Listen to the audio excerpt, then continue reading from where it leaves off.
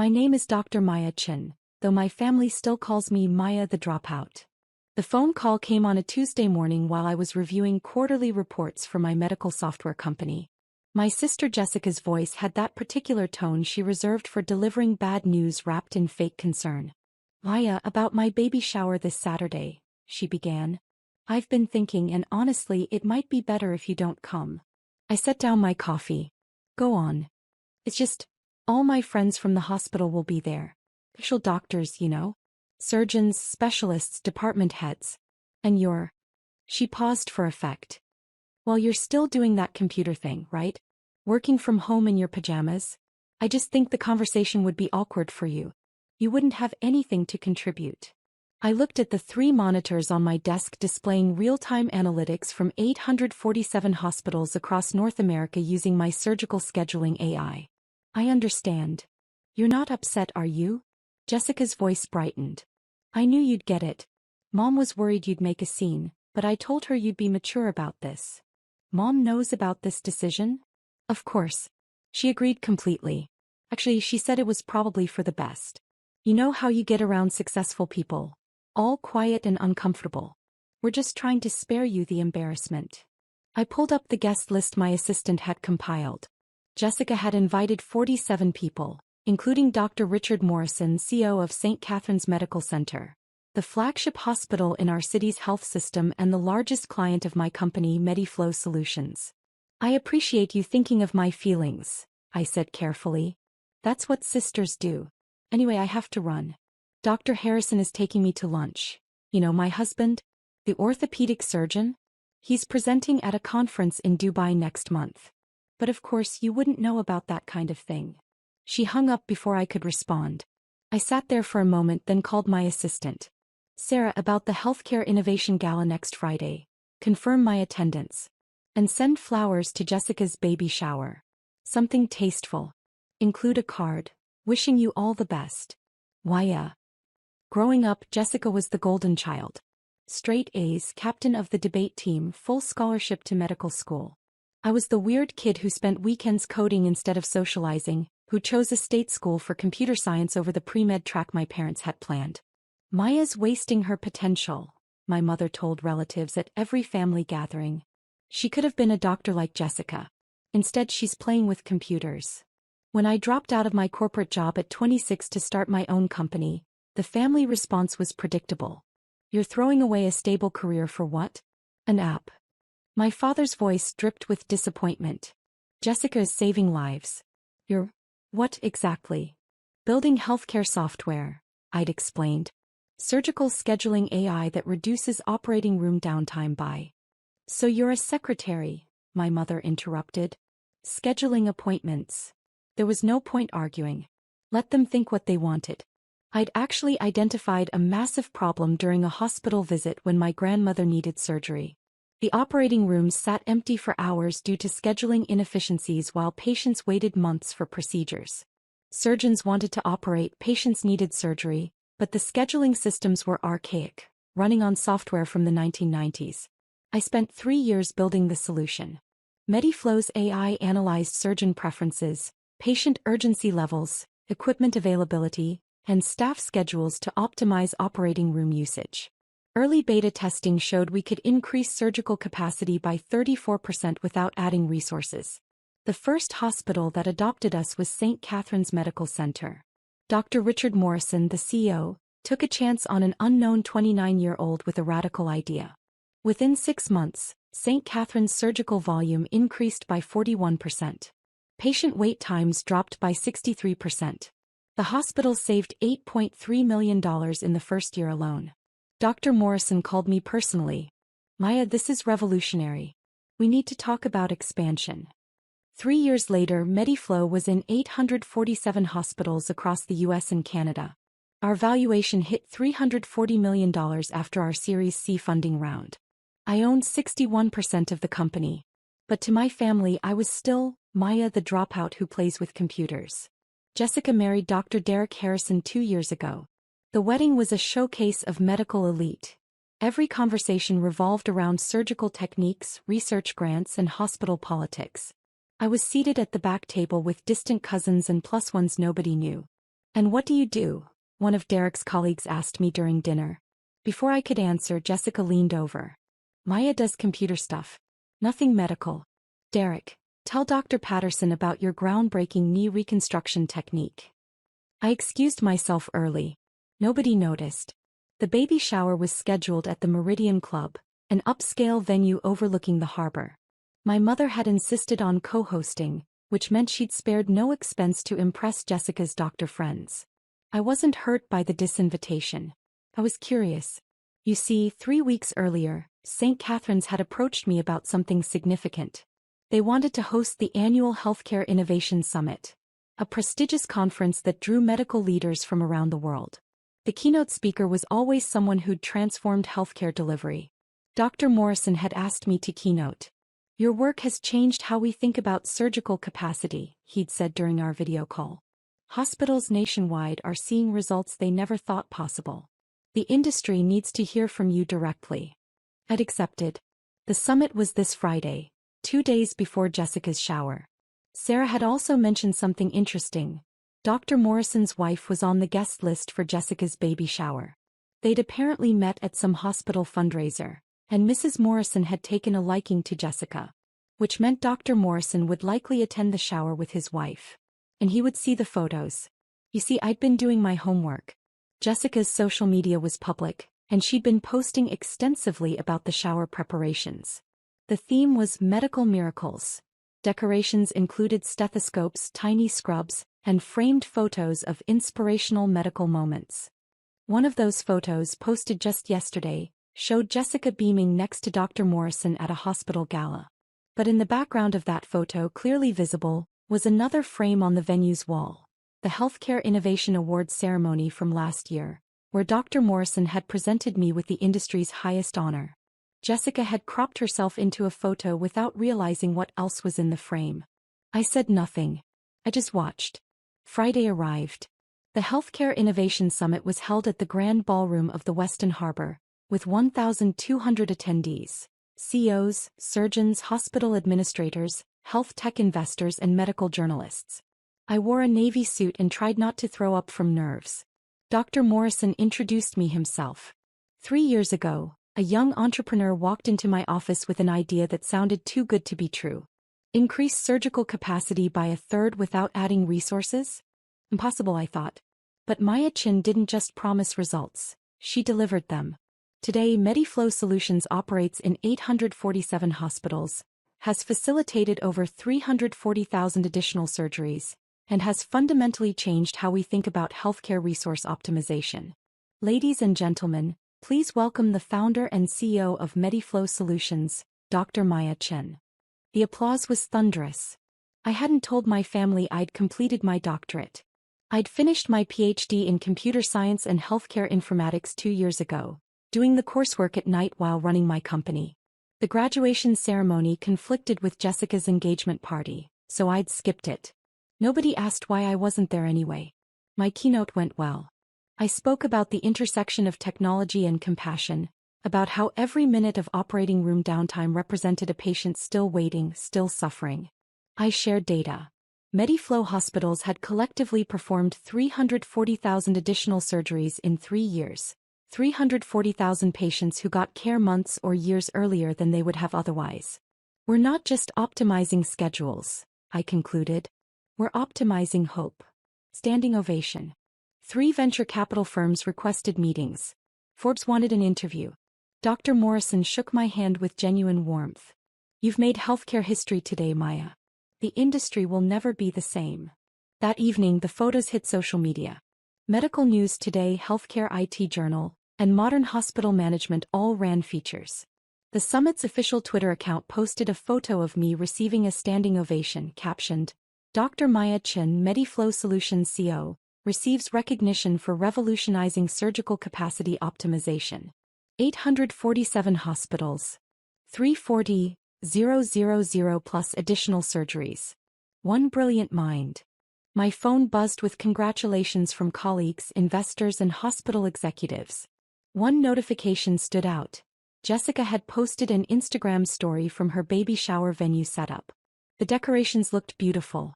She tagged my mother and added, "Tomorrow." Can't wait to celebrate with my real doctor friends. Blue Heart Baby Hospital. I took a screenshot. Just in case. Saturday morning I worked from my home office. A converted bedroom with a standing desk, 3 monitors and a wall of medical technology patents with my name on them. Sarah called at 11 a.m.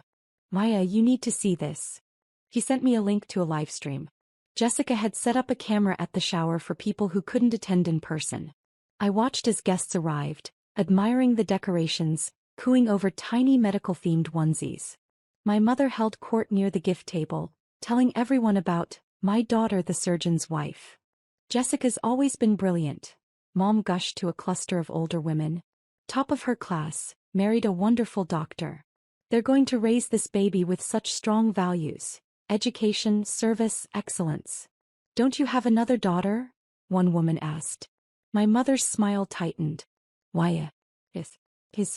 Well, she does computer work. We don't really talk about it. Oh, the woman said, understanding immediately.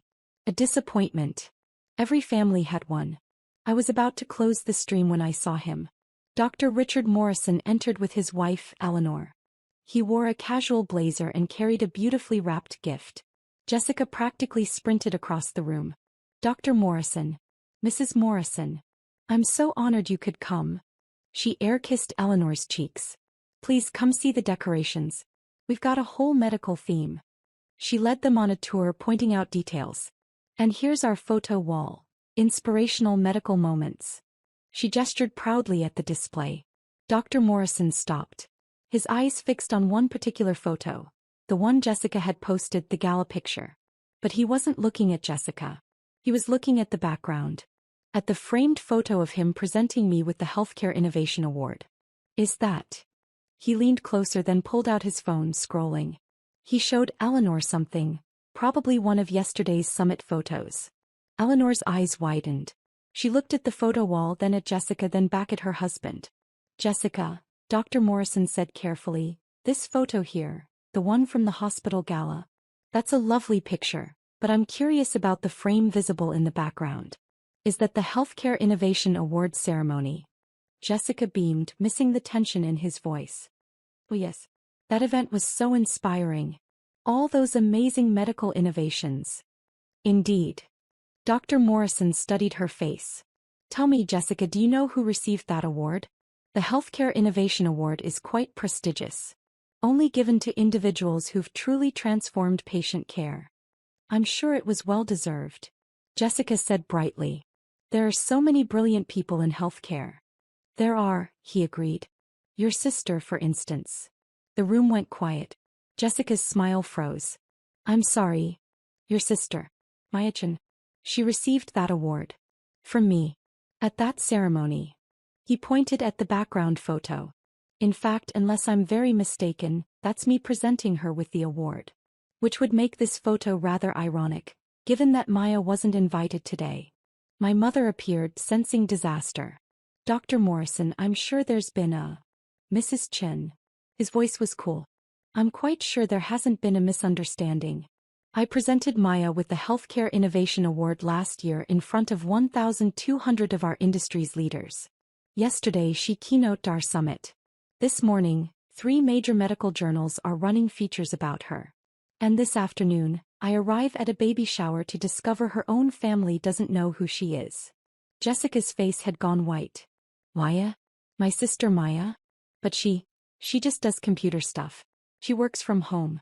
She's not. Not what? Eleanor Morrison's voice was ice. Not important. Not successful. Not worthy of acknowledgement. She dropped out of a real job. Jessica's voice rose. She plays with apps. She's not a real. She's a real doctor, Dr. Morrison interrupted. PhD in computer science and healthcare informatics. She's the founder and CEO of MediFlow Solutions, which operates in 847 hospitals including mine.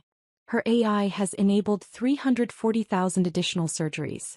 Her company is valued at $340 million. And yesterday she received a standing ovation from every major healthcare leader in North America.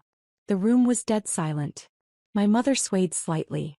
That's not possible. Maya doesn't. Dr. Morrison pulled out his phone and held it up, showing yesterday's Forbes tweet.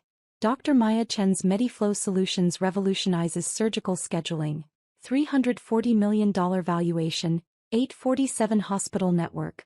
PhD innovator receives standing ovation at healthcare summit. The photo showed me on stage, confident and smiling. This Maya? He asked quietly. The one who wasn't invited because she'd embarrass the doctors. Jessica grabbed the phone, staring at the photo. No, there's been a mistake. Maya doesn't have a doctorate. Maya doesn't run a company. Maya is just what? Eleanor asked softly. Jessica's hands shook. She's supposed to be the failure. I'm the successful one. I'm the doctor. I'm the one who... You're a third-year resident, Dr. Morrison said. A fine resident from what I hear, but a resident nonetheless. Your sister is transforming healthcare on a global scale. She's saving thousands of lives by making surgery accessible to patients who would otherwise wait years. And you disinvited her from your baby shower because you were embarrassed by her. I didn't know. Jessica's voice cracked. Nobody told me. How was I supposed to? Did you ask? Eleanor's question hung in the air. Did you ever once ask your sister about her work? About her life? Or did you just assume she was beneath you? My mother found her voice. Maya never said anything. She never mentioned. Dr. Morrison's laugh was bitter. I wonder why. Perhaps because every time she tried you called her a secretary? Because you seated her at the back of the wedding with strangers? Because you've spent years making it clear she doesn't measure up. He looked around the room at the assembled doctors, many of whom were shifting uncomfortably. How many of you use MediFlow at your hospitals? He asked. Slowly hands went up. 7, 8, 12 people. How many of you have seen your surgical volumes increase? Your patient wait times decrease? Your or efficiency skyrocket? More hands. Then you've all benefited from Maya Chen's work. And yet she's not here because her family decided she'd be an embarrassment. He turned back to Jessica. I came here as a courtesy to Eleanor, who thought you seemed like a bright young physician. But I'm leaving now because I don't associate with people who treat brilliance with contempt simply because they don't understand it. Dr. Morrison, please. Jessica reached for him. He stepped back. Save it. I've seen enough. As he and Eleanor walked toward the door, he paused. By the way, Jessica, your hospital, St. Catherine's, where you're doing your residency. Maya's software runs your entire surgical department. Every surgery you've assisted on for the past 2 years was scheduled by her AI. You've been working in her system, benefiting from her innovation, and you didn't even know it. He left. The room erupted. Guests clustered around phones, searching Maya Chen MediFlow. Gasps and whispers filled the air as search results appeared. Forbes profiles, TechCrunch articles, Medical News Today features, photos of me at conferences, at hospital ribbon cuttings, accepting awards. My mother grabbed Jessica's phone and stared at the Forbes article. Her face went gray as she scrolled through paragraphs about my company's growth, my doctorate, my keynote speeches. $340 million, she whispered. Maya owns a company worth $340 million. Jessica was crying now. She never told us. She never said. Because we never listened. My mother's voice was sharp. Every time she tried to talk about her work, we changed the subject or made jokes about her being a secretary. We didn't care. We didn't want to know. Derek, Jessica's husband, stood frozen by the gift table, his phone in his hand. Maya scheduled my last 3 surgeries at St. Catherine's. I've been using her software for 2 years. I've been telling people how revolutionary the new system is. I just never knew it was hers. Why would you? One of the guests said quietly. None of us knew. Her own family didn't know. My phone started ringing. First Jessica, then my mother, then Derek. I let them all go to voicemail. Sarah called instead. Maya, it's happening. Social media is blowing up. Someone at the shower filmed Dr. Morrison's confrontation and posted it. It's gone viral. Over 2 million views in an hour. Hashtag MayaChen is trending. Of course it is, I said tiredly. What do you want me to do? I thought about it. About years of dismissal and condescension. About being called a dropout and a secretary. About missing my own PhD graduation because nobody in my family cared enough to ask about it. Nothing, I said. Let it play out. The next 48 hours were chaos.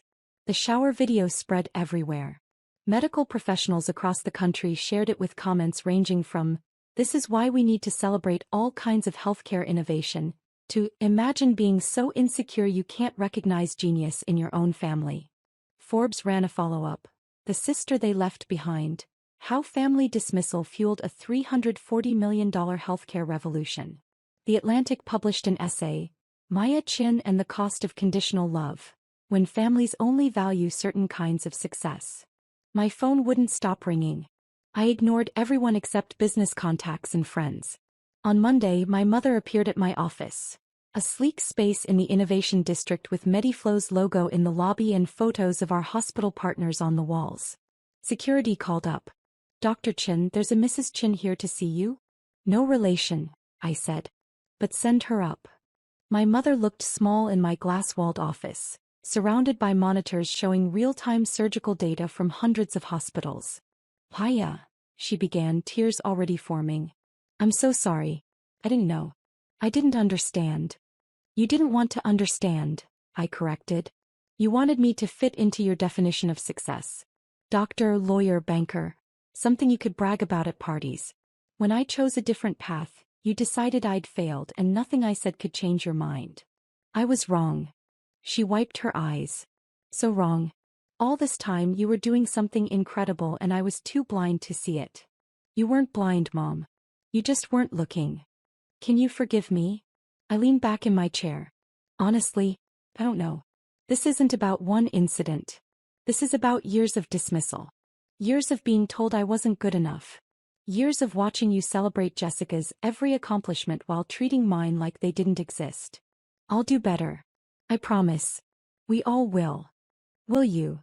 I pulled up my email. Because Jessica sent me 17 messages yesterday. 13 of them were apologies. 4 of them mentioned that she's hoping Dr. Morrison doesn't affect her career at St. Catherine's. So I'm not sure she's sorry for hurting me. I think she's sorry she got caught. My mother flinched. She's young. She's scared. She's 31 years old and a physician. She's old enough to know better. "What do you want from us, Maya? How do we fix this?" I stood and walked to my window looking out over the city. "I don't want anything from you. That's what I've been trying to tell you for years. I didn't build this company for your approval. I built it because patients were suffering unnecessarily and I could help. I didn't get my doctorate to impress you. I got it because I wanted to understand the medical side of what I was building." I turned back to her. "You can't fix this with an apology, Mom. You fix it by understanding that your love shouldn't be conditional. That success comes in many forms. That maybe, just maybe, the daughter you wrote off as a failure was actually changing the world. You just couldn't see it because it didn't look like what you expected." He was openly crying now. "I love you, Maya. I know you do. But love isn't enough when it comes with conditions and comparisons." She left quietly. Jessica appeared Wednesday morning looking exhausted. "Dr. Morrison hasn't returned my calls," she said without preamble. "HR at St. Catherine's wants to meet with me. Derek thinks I should transfer to a different hospital. My friends are asking if the video is real. My career is imploding." "Is it?" I asked mildly. "You could fix this." Her voice rose. "One word from you to Dr. Morrison, one statement that this was all a misunderstanding." "But it wasn't a misunderstanding, Jessica. You genuinely believed I'd embarrass you. You genuinely thought I had nothing to offer your doctor friends. You were genuinely ashamed of me. I didn't know the truth. You didn't care about the truth. You made assumptions and never questioned them. That's different." She slumped into a chair. "What do you want me to say? That I was a terrible sister? That I was arrogant and dismissive? Fine. I was. I'm saying it. Now will you help me?" "Why should I?" "Because we're family." The word hung between us. "Family," I repeated. "The same family that seated me at the back of your wedding. The same family that calls me a dropout. The same family that didn't notice when I got my doctorate. That family." I said, "I'm sorry." "No, Jessica. You said your career is imploding. That's not the same thing." She was quiet for a long moment. When she spoke again, her voice was smaller. "I looked you up. Really looked you up. The articles, the patents, the hospitals. There's a profile that says you worked 90-hour weeks for 3 years to get Mediflow off the ground. That you maxed out your credit cards and ate ramen for a year. That you almost gave up a dozen times but kept going because you believed in what you were building. She looked up at me with red eyes. I never knew. I never asked. I assumed you were wasting your time and I never bothered to find out if I was wrong. That's on me. Not on you for not telling me, on me for not caring enough to ask. It was the most honest thing she'd ever said to me. I can't fix your relationship with Dr. Morrison, I said quietly. That's yours to repair or not. But I can tell you this. The problem isn't that he knows the truth. The problem is how you treated me when you thought I was nobody. That's what he can't overlook. That's what I can't overlook. So that's it. We just stop being sisters. We haven't really been sisters for a long time, Jessica. We've been two people who share DNA and occasionally see each other at holidays. If you want something different, it starts with seeing me. Actually seeing me. Not Maya the dropout or Maya the embarrassment. Just Maya. She stood slowly. I don't know if I can fix this. Neither do I. But that's where we are. After she left, I sat in my office for a long time, looking at the wall of photos. Hospitals using our software. Patients whose surgeries had been moved up by months thanks to our scheduling optimization. Thank you letters from families. My assistant Sarah knocked softly. The team wants to know if we're still on for the board meeting Thursday. Of course. Why wouldn't we be? Well, all the media attention. The family drama. They thought you might need time. I smiled. Sarah, I've been dealing with my family's dismissal for years while building this company. A viral video doesn't change that. The work continues. You're remarkably calm about all this. Am I? I pulled up my laptop. Or am I just not surprised? I always knew what I was building. I always knew what I was worth. The only thing that's changed is now everyone else knows too. 3 months later, Jessica gave birth to a healthy baby girl. She named her Maya. The text message came at 2 a.m. She's here. 7 pounds, 3 ounces. Perfect. We named her after you. Hope that's okay. I stared at my phone in the darkness of my bedroom. Another text followed. Not to make up for anything. Not to fix things. Just because you're someone worth naming a child after. Took me too long to realize that. I didn't respond immediately. Instead, I got up and went to my home office, where framed on the wall was the Forbes cover from last month. 40 under 40. The innovators reshaping healthcare. My photo smiling in front of a wall of surgical data. The article inside had a quote from Dr. Morrison. Maya Chin didn't just build a company. He built a legacy. Every patient who gets surgery months earlier than they would have otherwise. That's her legacy. Every hospital that can serve more people with the same resources. That's her legacy. She changed healthcare because she refused to accept that the status quo was good enough. I thought about the baby girl sleeping in a hospital nursery, named after an aunt she might never know. I thought about Jessica holding her daughter, maybe finally understanding what it means to love someone unconditionally, without requiring them to fit a predetermined mold. I thought about my mother who'd started therapy and sent me 1 text a week. Nothing heavy. Just, thinking of you. Proud of you. Love you. No expectations. Just, presence. I picked up my phone and typed, congratulations. She's lucky to have you as her mother. Give her my love. Then, I'll visit when you're ready. It wasn't forgiveness. Not yet. But it was a door left open. Sometimes that's enough. 6 months later, I was back at the Healthcare Innovation Summit, this time as a keynote panelist discussing the future of medical AI. In the audience, in the 3rd row, sat my mother and Jessica holding baby Maya. We'd had dinner the night before, awkward, careful but real. Jessica had brought photos of the baby. My mother had asked about my business, actually listening to the answers. I'm learning to knit, my mother had said suddenly. Baby blankets. I made one for Maya. She'd pulled out her phone showing a lumpy blue and white creation. It's terrible, but I made it myself. I'm learning that things don't have to be perfect to be valuable. Wish I'd learned that 30 years ago. Jessica had been quiet most of the meal, just listening, occasionally bouncing the baby when she fussed. As dessert arrived, she'd finally spoken. I withdrew my name from the awards committee at St. Catherine's. The one that nominates residents for recognition. Why? I'd asked. Because I realized I was doing it for the wrong reasons. For the prestige. For the bragging rights. For mom and dad to be proud. Not because I actually cared about being the best doctor I could be. She'd looked at baby Maya. I want to be different for her. I want her to know that success isn't about titles or awards. It's about doing work that matters. Now, watching them in the audience as I discussed the ethical implications of AI in healthcare, I felt something unfamiliar. Hope? After my panel, Dr. Morrison found me backstage. That was brilliant as always. And I see you have some special guests today. Hi family, I said simply. How's that going? Slowly. Carefully. But going. He nodded. Good. Everyone deserves a second chance. Even people who didn't appreciate what they had. Even Jessica? She's still a resident at St. Catherine's. Even Jessica. She's actually become one of our more thoughtful residents.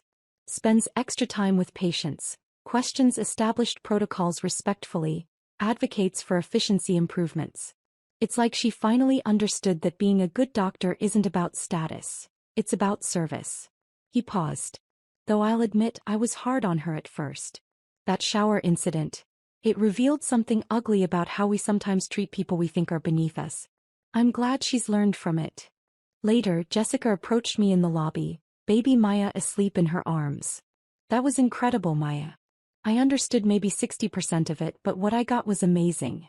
You'll understand more as you keep learning. Medicine and technology are converging. She shifted the baby slightly. Would you like to hold her? I looked at the sleeping infant, her tiny face peaceful and unaware of the complicated family dynamics swirling around her. Yes, I said. Jessica carefully transferred her daughter into my arms. Baby Maya stirred but didn't wake, just made a soft sighing sound. She looks like you, I said. She has your eyebrows. Jessica countered. Those determined eyebrows that say, I'm going to change the world whether you like it or not. We both laughed softly. My mother appeared, camera ready. Can I get a photo? My daughters and my granddaughter. We posed, awkward, uncertain but together. As the camera clicked, baby Maya opened her eyes and looked directly at me with that unfocused infant gaze that somehow seems wise. Hey there, little one, I whispered. You've got a big name to live up to. But here's a secret. You don't have to be what anyone expects. You just have to be yourself. The world will catch up eventually. Jessica wiped her eyes. That's what I want her to know. That's what I should have known about you. You know it now. That's what matters. Is it enough? I looked at my sister. Flawed human trying. It's a start. That evening I returned to my office and found an email from the board. Mediflow had just secured contracts with 150 additional hospitals. Our AI was being adopted in Europe. Projections showed we'd hit 1,500 hospitals by next year. But what caught my eye was a different email from a hospital in rural Montana. Dear Dr. Chen, because of your software we performed 12 additional surgeries this month. One of them was my mother. She'd been waiting 14 months for her hip replacement. She walked into church last Sunday, her first time in over a year. Thank you for giving me my mom back. I read it 3 times. This was why I built Mediflow. Not for the valuation or the awards or even to prove my family wrong. For the mother walking into church. For the patient who didn't have to wait 14 months. For the surgeon who could finally operate on everyone who needed help. My phone buzzed. Jessica had sent a photo, baby Maya in a onesie that read Future Innovator. The caption, she's going to change the world. Just like her aunt. I smiled and saved the photo. Then I returned to work. There were 1,500 hospitals to reach, millions of patients to help, and a world that still didn't fully understand the intersection of technology and healing. But they would. They always did. Eventually everyone sees the truth. You just have to be patient enough to wait for them to catch up, and strong enough to keep building while they do. I'd been building for years while my family looked the other way.